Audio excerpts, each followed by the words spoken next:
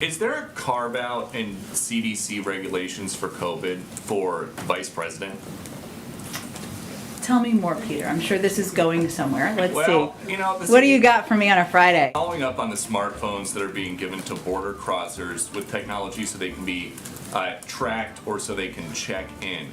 Is there any plan to give free smartphones to U.S. citizens that want them? Should we not be tracking migrants who irregularly cross the border? I'm asking if... Or do you have an alternative suggestion for how they should be tracked? I, unfortunately, have not been asked to make U.S. immigration policy. That's not Today's your moment. Well... Many people believe that government spending is a big factor in the current inflation levels.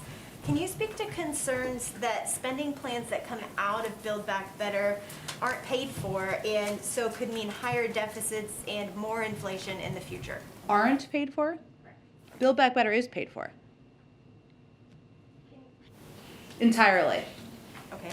Can you speak to the concerns that are coming in that it's not Who are the concerns actually from, though? But who's saying it's not paid for? Because there have been a range of economists saying it's entirely paid for, and that has been a priority for the president. It has also been concluded by a number of Nobel laureates and experts from a range of economic experts on the outside that it will not contribute to inflation. So those are the global experts that we would point to, but there may be others suggesting something else, but I don't know who those people are. Frequently talked about getting out of Afghanistan as a major event. It has impacted his polling. This is a current event that is underway. The question is, what does the administration say to critics who are looking at these two events and questioning this administration's foreign policy approach? Who is questioning us? Give me Plenty of Republicans. Like who? I could name off any number of Republicans. I'd love to know a name. Goodness. Mitch McConnell. Okay, well, here's what I would say to Mr. McConnell. The president ended a 20-year war in Afghanistan, a war that had cost us thousands of American lives, billions, trillions of dollars, and was a failed enterprise after 20 years. He was the first president to do that after many of his predecessors failed to take exactly that step. Go ahead. Thanks, Jen. I have questions on a couple of different topics. First, given the number of former Obama administration officials that are now in this Biden administration and the president's relatively light schedule, there's a growing perception that this is really just the third term of President Obama. What do you say to people who say that? Who were saying that? Who's saying that?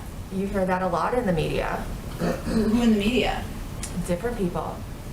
Like? Well, there was lots of questions about when you had Japanese Prime Minister Suga here on the one and only so far in-person bilateral head of state meeting. It was Vice President Kamala Harris who greeted the Prime Minister. Many people found that odd. She's already taking independent one-on-one calls with key allies like Prime Minister Morrison and Justin Trudeau. So I just want to get your reaction to people who question that.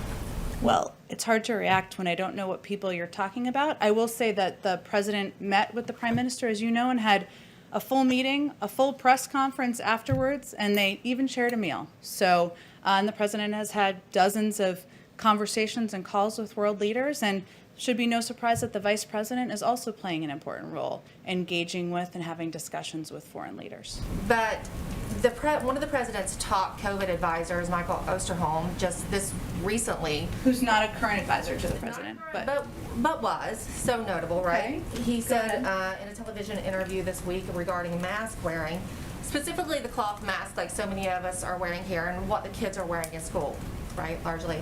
He said that the scientific community has been doing a disservice to the public on face coverings. He said that cloth masks like these have very limited impact on the amount of virus that you inhale or you exhale out.